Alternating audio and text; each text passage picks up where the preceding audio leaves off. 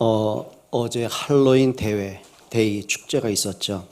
그러니까 서울 이태원에서만 10만 명의 인파가 모여서 광란의 축제를 했다고 합니다.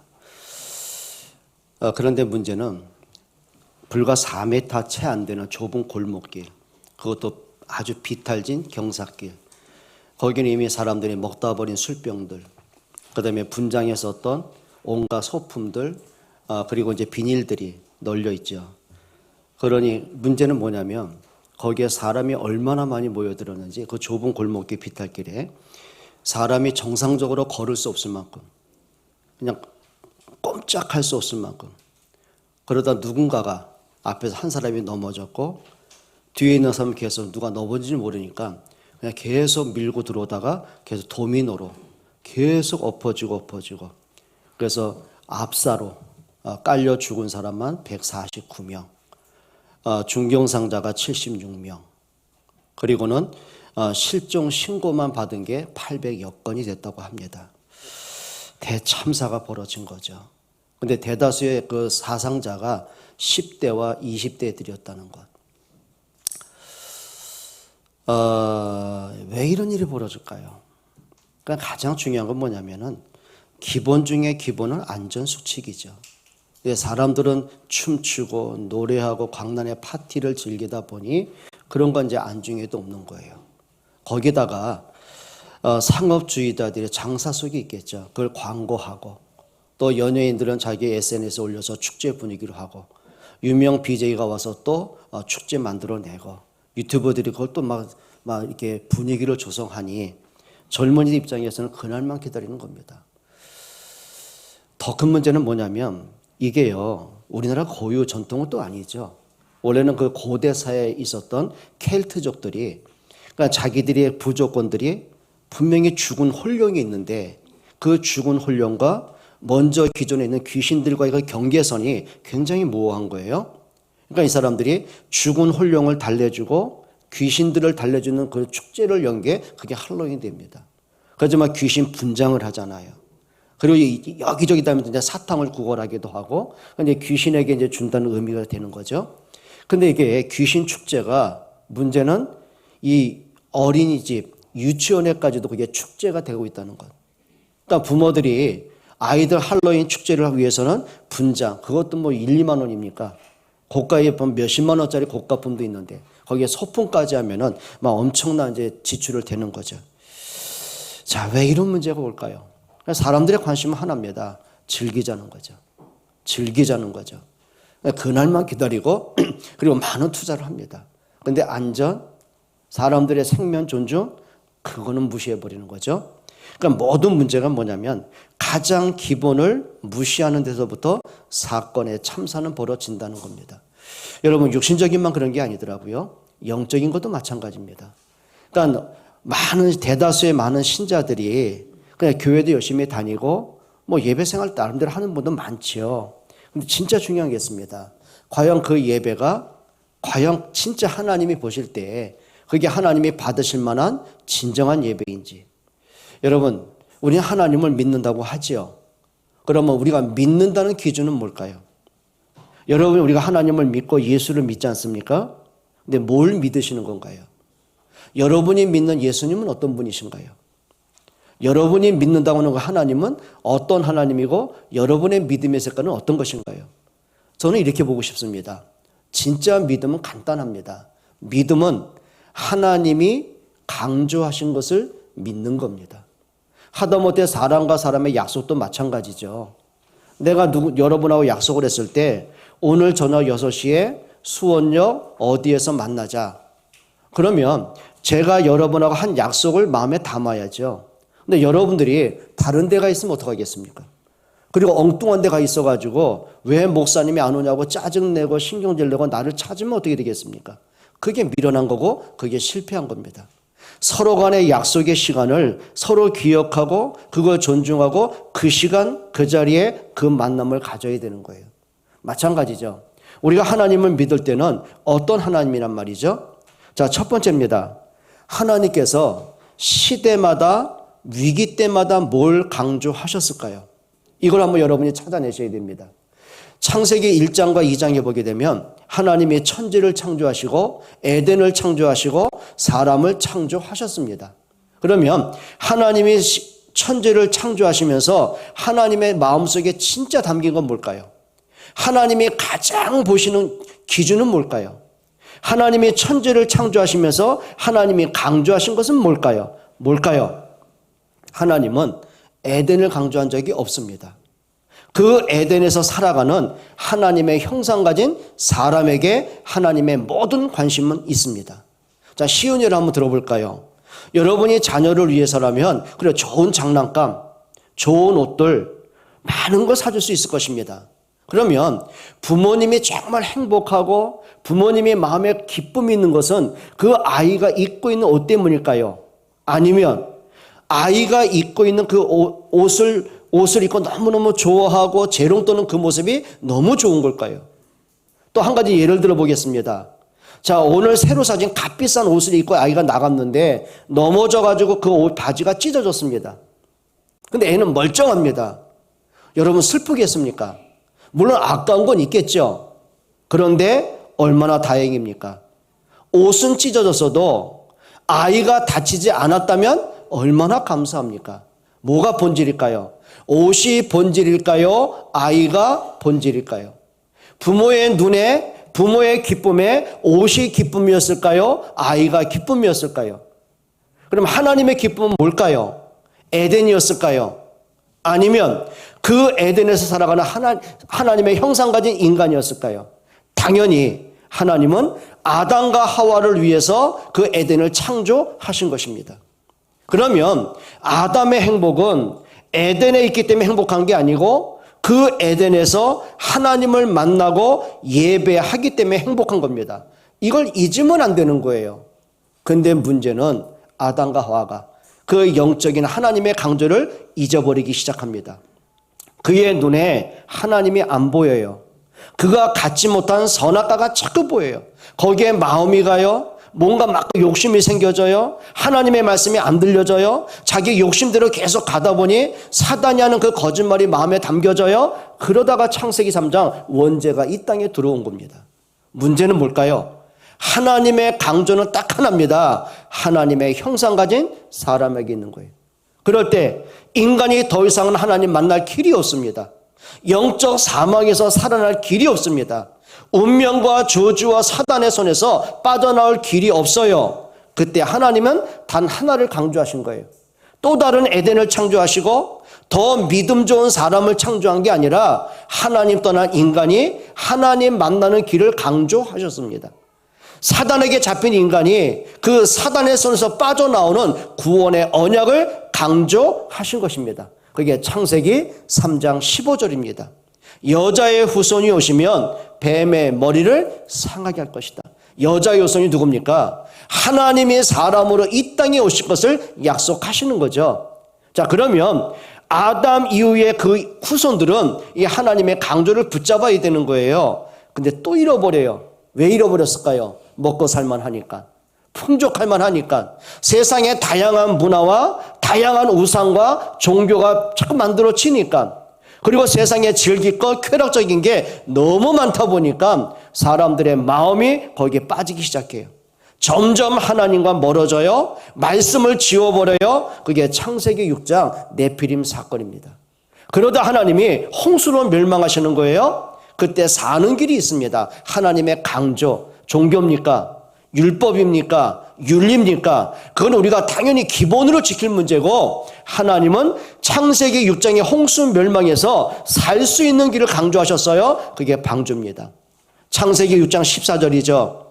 노아야, 너와 내 자녀의 구원을 위해서 방주를 지으라고 말씀하십니다.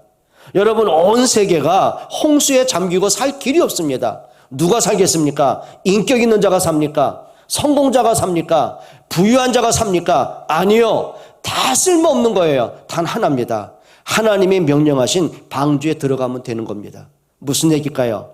방주만이 구원인 것처럼 그리스도만 구원인 거예요. 그러면 노아의 후손들이 눈치를 채야죠. 그래, 역사마다 시대마다 모든 재앙과 멸망과 죽음이 결국은 하나님을 떠난 문제구나. 하나님이 강조하신 언약을 잃어버린 결과구나. 그럼 우리만이라도 언약 전달하고 우리 후대를 살리자. 이게 정상 아니겠습니까? 근데 또 잊어버립니다. 먹고 살만하니까. 풍요로우니까. 내가 노력하면 되는데요. 내 능력을 가지고 살아갈 수 있는데요. 세상에 즐길 게 너무 많은데요. 성공을 해야 사람 대접 받는데요. 그러다 보니 성공 우선주의, 쾌락 우선주의, 그게 바벨탑 사건입니다. 그리고 이렇게 말한 거죠. 우리가 굳이 하나님 믿을 게 뭐 있냐? 우리가 하나님이 되면 될 거 아니야? 반복되는 거예요. 그래서 성경에 뭐라고 하죠? 우리의 이름을 내자. 우리의 흩어짐을 면하자. 그리고 이제 탑을 하늘 꼭대기까지 쌓자고 이들이 아우성치죠. 그때 하나님이 바벨탑을 무너뜨리시고 언어를 혼잡하게 하십니다. 그리고 나서는 언어가 맞는 사람들이 부족사회가 되고 그게 한 나라가 되는 겁니다. 그럼 그 이후로 깨달아야죠. 참 우리가 어리석었네. 근데 그게 안 되는 거예요. 하나님이 요셉을 통해서 애굽에 또 들여보내시죠. 그런데 문제는 그 후손들이 또 언약을 잃어버려요. 말씀을 듣기를 거부해요. 전도와 선교와 후대에게 언약 전달한 거 관심이 없어요. 왜일까요? 풍족하니까. 먹고 살만하니까. 고민거리 사라지니까. 굳이 하나님 믿지 않고 기도 안 하고 예배 안 해도 얼마든지 먹고 살만한 게 널려 있는데요. 그러다가 애굽 문화와 우상 앞에 마음 뺏기기 시작하는 거예요. 향락과 쾌락에 또 물들어가기 시작해요. 그러다가 애굽의 노예가 됩니다. 430년간 소망이 끊어진 삶을 살게 됩니다. 그때 하나님의 강조가 뭘까요? 모세야, 이 백성은 나에게 희생제사 드릴 백성이다. 출애굽기 3장 18절입니다. 모세가 6월절 양의 피 언약 깨닫는 그 날에 80세의 모든 운명이 바뀝니다. 그리고 그렇게 두려웠던 바로가 두려움의 대상이 아니에요. 정복의 대상이었어요. 그리고 모세가 애굽에 들어갑니다. 모든 백성들에게 명령하죠. 여호와의 말씀이라고요. 6월절 양의 피 바른 그날에 바로가 꺾여요. 사단이 꺾인 겁니다. 430년간 운명과 저주의 노예에서 해방을 받습니다. 그게 출애굽의 기적입니다. 그러면 그 정도 됐으면 사람이 눈치가 있으면 다시는 우리가 어리석은 역사를 반복하지 말자. 이래야 될 거 아닙니까? 근데 또 잃어버려요.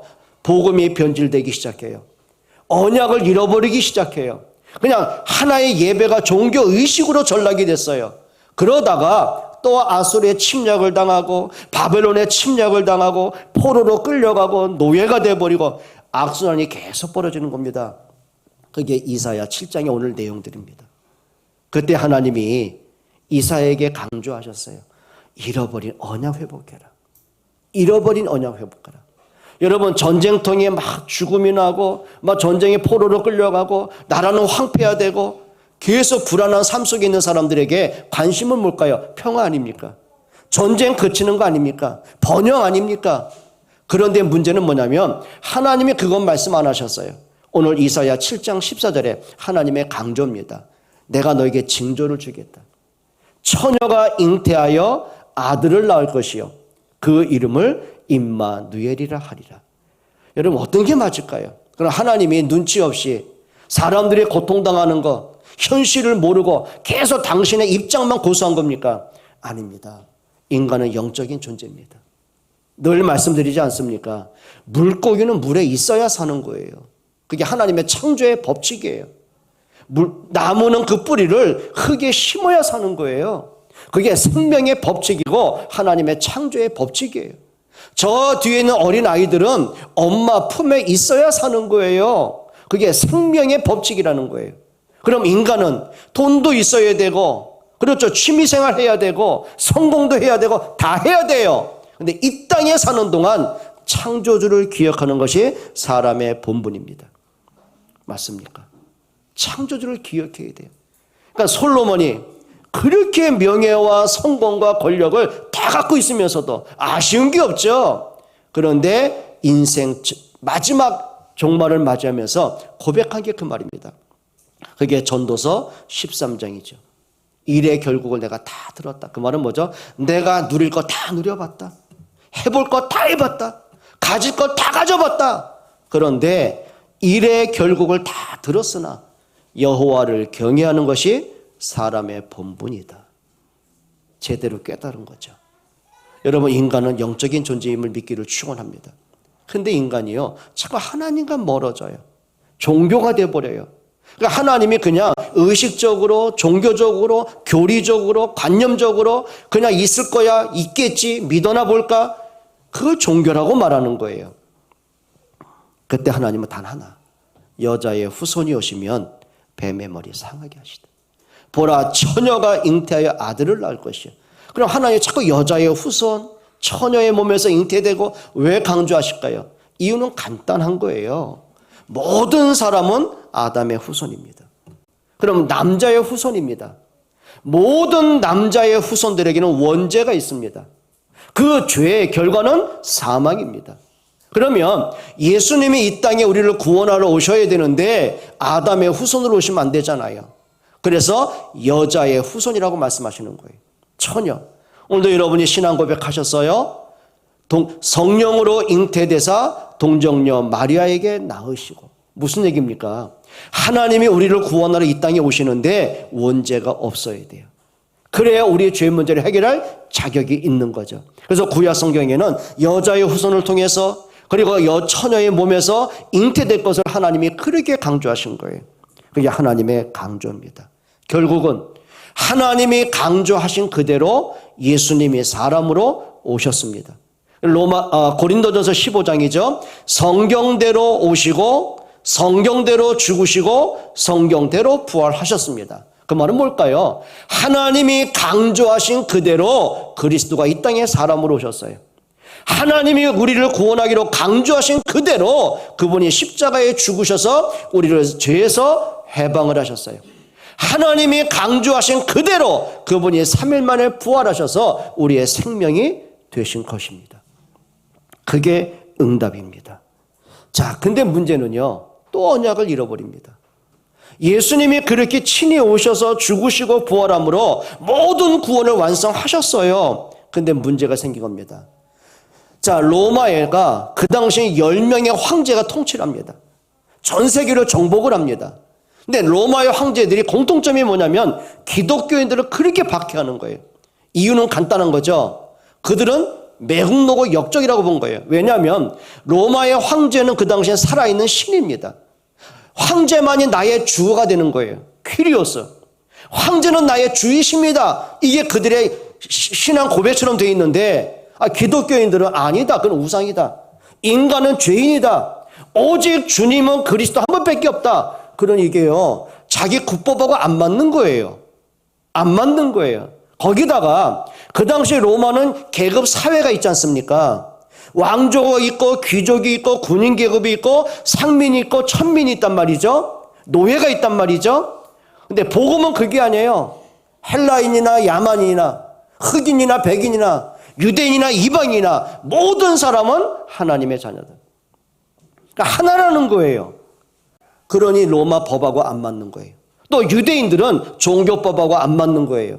그러니 유대인들은 기독교인을 핍박하기 시작하고 로마는 국법으로 예수 믿는 사람을 탄압하고 죽이기 시작하는 거죠.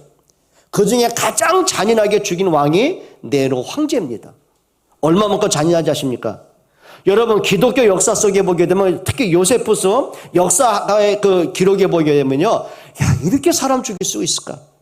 그러니까 어두운 밤을 밝힌다고요. 사람 몸에다 기독교인들 잡아들이잖아요. 그 몸을 십자가에 매달아 버리고 그 몸에 기름을 뿌립니다. 불을 붙이는 거예요. 횃불로 사용했어요. 더 끔찍한 얘기 해볼까요? 죄송합니다. 그게 역사니까요. 여인들을 죽일 때 어떻게 죽인지 아십니까? 한쪽 발만 매달고요. 죽을 때까지 매달아 놓습니다. 그것도 발가벗겨 놓고. 어린아이들이요. 임산부요. 좀 죄송합니다. 정말 죄송합니다. 배를 갈라가지고 태아를 끄집어가지고요. 벽에 던져버립니다. 사자밥이 되게 합니다. 여러분 그 이탈리아 가게 되면 로마에 가게 되면은 콜로세움 경기장 있죠. 그게 그 당시에 뭔지 아십니까? 처음에는 검투사 경기였어요. 로마가 세계를 정복하고 나니까 더 이상 정복할 땅이 없는 거예요. 무기력해지잖아요. 그러니까 백성들을 만족시켜야 되니까 희열을 느껴야 되는 거죠. 노예 가운데 싸움 잘하는 사람을 훈련시켜가지고 검투사 한 사람이 죽을 때까지 시킨 거예요. 근데 그것도 식상해진 거예요. 기독교인을 잡아놓고 거기 풀어놓습니다. 굶주린 사자 떼 수백 마리를 풀어놓습니다. 잡아 먹이는 걸 보고서 이들이 꽤 돈 내기라는 거예요. 저 사람을 지목해놓고 이 사람이 몇 걸음을 뛰어가다가 사자에게 먹힐 거냐? 그걸 갖고 노름도 했어요. 이렇게 잔인하게 십자가에 못 박혀 죽였어요. 자, 그런데 어느 날 보니까 로마 안에 기독교인들이 80%가 넘어가는 거예요. 그게 시작이 어떻게 되는지 아십니까? 그 당시에 노예들 가운데 복음을 듣기 시작했어요. 그러니 노예들이 복음을 듣고 났는데 귀족들과 부모 세대들은요, 할 게 없으니까 어떻게 해요? 매일같이 축제를 벌이는 거예요. 좀 어느 정도 축제를 벌이냐면 사람이요, 먹다 배 터지지 않습니까? 술 먹고 고기 먹고 잔치를 하다가 더 먹고 더 놀고 싶은데, 그럼 한쪽 귀퉁이에 더 죄송한 얘기 할게요. 여러분, 생고기에다가 명주를 끈을 달아가지고 목에다 그냥 넘긴대요. 그걸 끌어올려. 그럼 이게 자극이 돼가지고 식도를 자극하면 이게 토해지겠죠. 토하고 또 먹고 이 짓거리 한 거예요. 그러니까 집에는 어린 아이들과 노예밖에 없는 거예요. 근데 그 노예들이 복음 받은 크리스찬들이에요.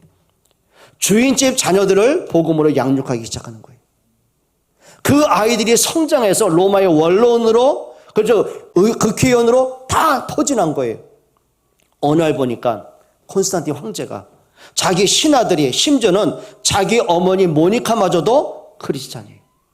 더 이상 핍박할 이유가 없는 거예요. 그래서 AD 313년에 콘스탄틴이 밀라노 칙령을 내린 겁니다. 기독교를 로마의 국교로 인정한 거예요. 얼마나 감사합니까? 성경대로 됐지 않습니까? 땅끝까지 증인되지 않았습니까? 근데 그때부터 문제가 생긴 거예요. 핍박이 사라졌어요. 그러다 보니 황제 위에 교황이 공림을 해요. 심지어는 황제까지도 교황이 임명을 하는 거예요. 그러면 황제도 지금 크리스찬이에요? 그럼 눈치 빠른 정치가들은 어떡할까요? 교회로 다 와야 되는 거예요. 이때부터 복음이 변질됩니다. 그게 중세 사회로 가는 겁니다. 1500년 동안 복음이 완전 변질돼요. 심지어 어디까지요? 너희가 어떻게 감히 성경을 읽냐? 성경은 사제만 읽을 자격이 있다. 모든 성경을 불태워버립니다. 그리고 라틴어 성경만 남게 됩니다. 평신은 성경 읽지 못하게 했어요. 거기다가 너희가 어떻게 쉽게 구원받느냐? 죄사함 받고 싶냐? 구원받고 싶냐? 돈 내라. 그게 면죄부입니다. 면죄부입니다. 지금도요, 그 바티칸 성전이 어마어마하겠죠? 대형 큰 문이 4개인가 있습니다. 그 중에 한 문은요, 27년인가 딱 그때 되면 한 번 열어요. 그럼 이제 그 27년 만에 그 문을 통과하는 사람은 누구나가 그동안 지었던 죄가 용서받는데요. 전 세계 순례객들이 모여듭니다. 맞습니까? 마리아는 원죄가 없다는 거죠. 이런저런 복음과 완전히 배척되는 일들이 벌어놓고요. 그게 1500년간 가는 겁니다.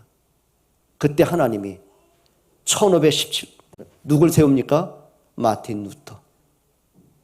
이름 없는 수도자 한 사람을 통해서요, 복음을 개혁하기 시작합니다. 자, 마틴 루터도요, 처음부터요, 복음 깨달은 사람 아니에요. 베텐베르그 성당의 97계단, 돌계단, 거친 계단을 무릎을 기어 올라갑니다. 왜냐하면 내가 이렇게 고통을 받고 괴로움을 당하고 피투성이 되면 하나님 나를 불쌍히 여길 거야.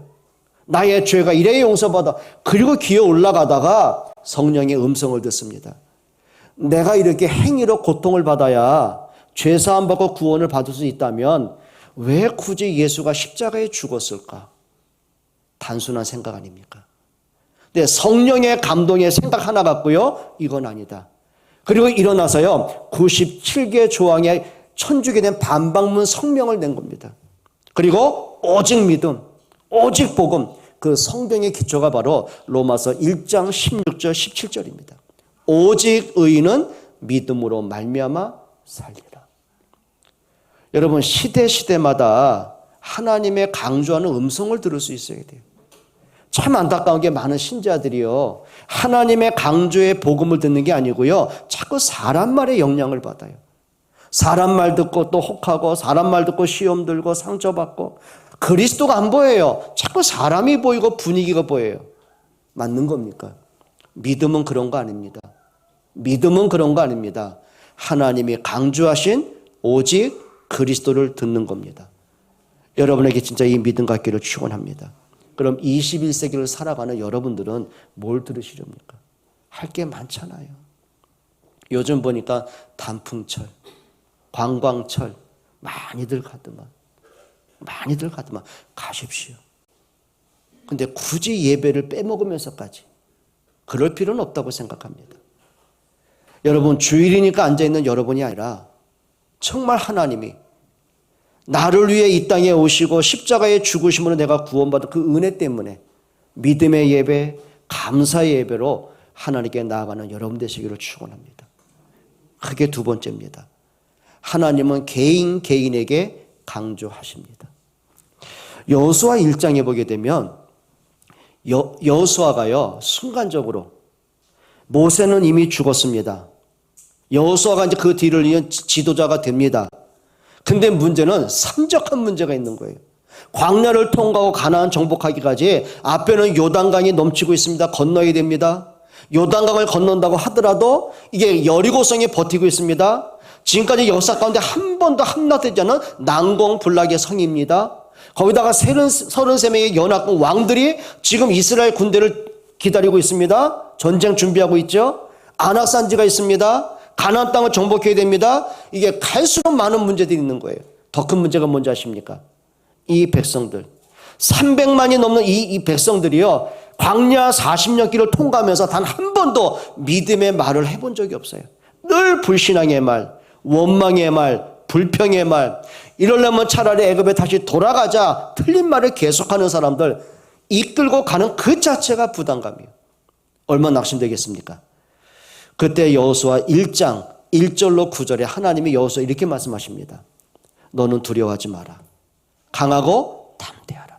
계속 강하고 담대하라. 강하고 담대하라. 계속 강조합니다. 그리고 결론입니다. 내가 모세와 함께한 것처럼 너와 함께하게 돼. 무슨 얘기일까요? 모세가 바로를 꺾었냐? 아니요. 하나님이 바로를 꺾으셨습니다. 430년의 노예된 문제 바로가 해결하고 나왔냐? 아니요. 6월절 양에 피 발랐을 때 하나님이 그들을 구원해 내셨습니다. 광야 니들이 통과했냐? 하나님의 은혜로 된 거 아니냐? 네가 왜 걱정해? 네가 왜 고민해? 왜 네가 요단강 가를 것처럼 네가 왜 낙심해? 아니야. 일어나. 너는 강하고 담대해. 그게 여호수아 1장 1절로 9절에 수도 없이 반복해서 하나님이 강조하셨어요. 내가 모세와 함께한 것처럼 너와 함께할게. 너는 일어나. 그리고 강하고 담대해. 네가 밟는 모든 땅을 너와 내 자손에게 영원히 줄 거야.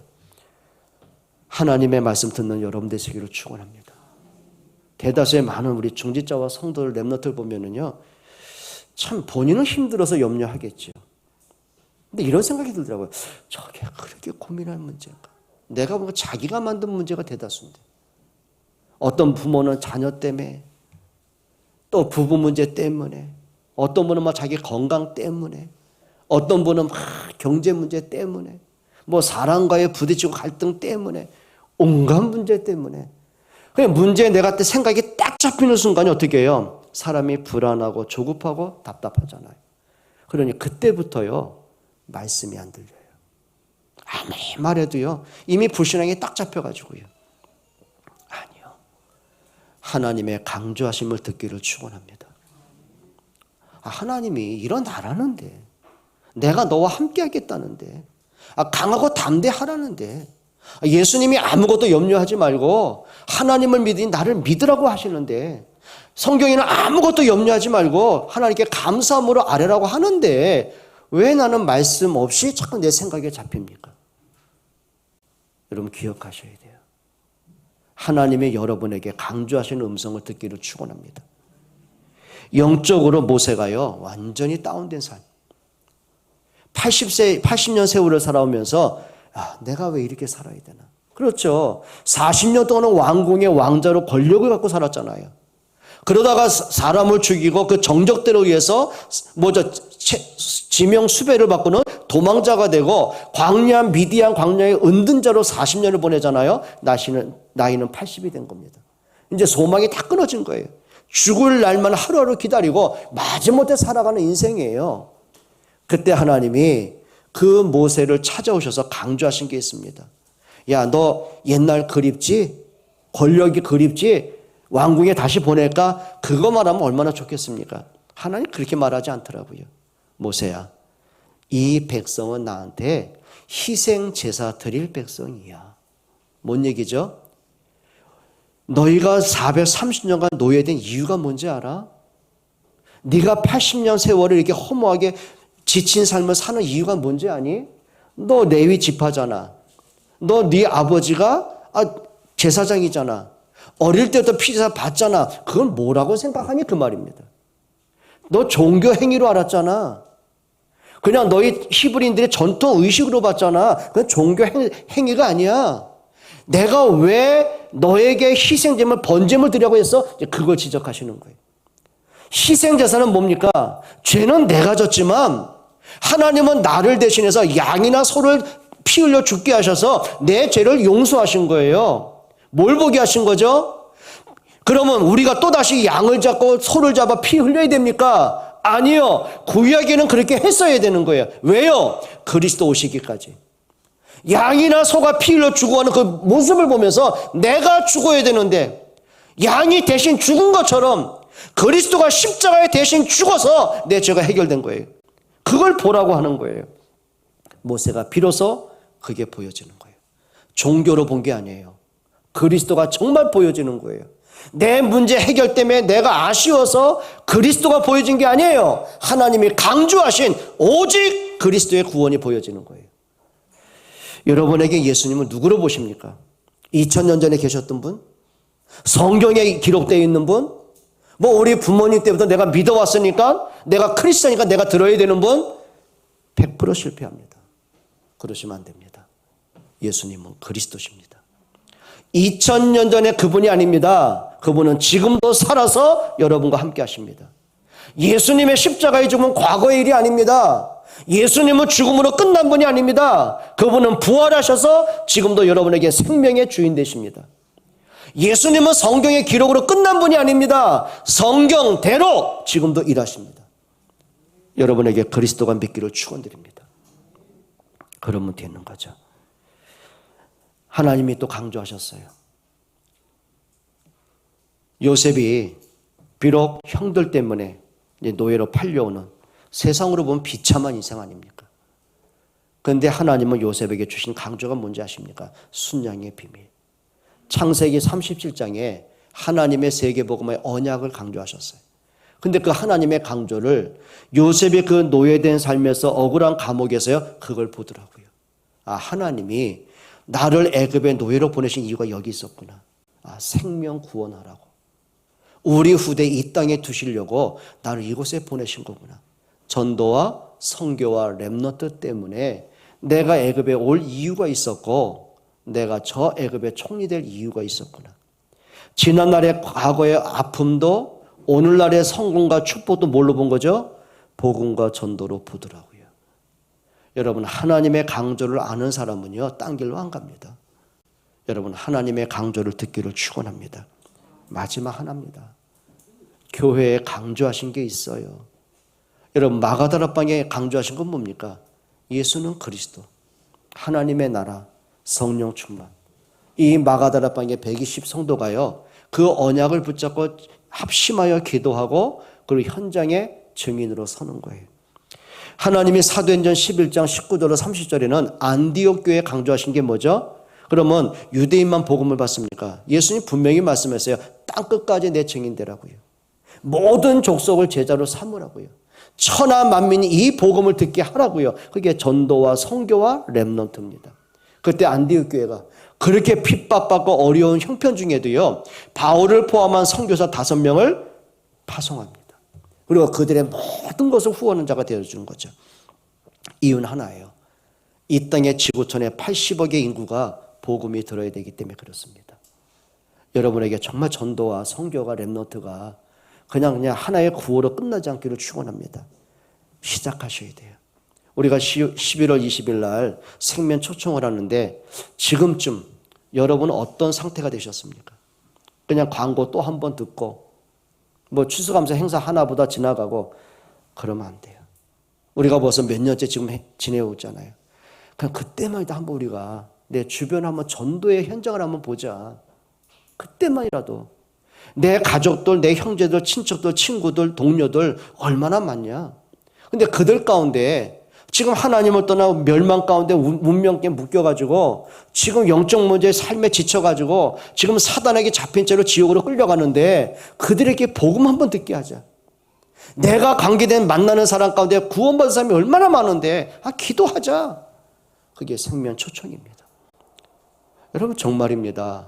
마음 담고 기도하시는 여러분 되시기를 바랍니다. 로마서 16장에 로마 교회 강조하신 건 뭐죠? 드디어 하나님이 정말 언약의 사람들을 통해서 축복을 물부터 쏟아붓기 시작합니다. 그 대표적인 사람들이 브리스가와 아굴라부터 가이오 이런 믿음의 중시자들입니다. 이들은 한 가지 목적 때문에 응답받을 이유가 있고 성공할 이유가 분명히 있었어요. 그게 뭘까요? 복음과 전도와 세계복음화 때문에. 그것 때문에 내가 응답받을 이유를 아는 사람들, 그래 하나님 축복을 안 하시겠습니까? 여러분 하나님이 강조하신 것을 들을 수 있기를 축원합니다. 기도하겠습니다. 하나님께 감사를 드립니다. 하나님이 말씀하심을 들을 수 있게 하옵소서. 예수 그리스도가 오셔서 친히 죽으시고 부활하시면서까지 하시고자 하는 그 일들이 우리에게 기도가 되게 하시고 평생 믿음과 우리의 삶의 이유, 응답받을 이유가 되게 하여 주옵소서. 예수 그리스도의 이름으로 기도합니다.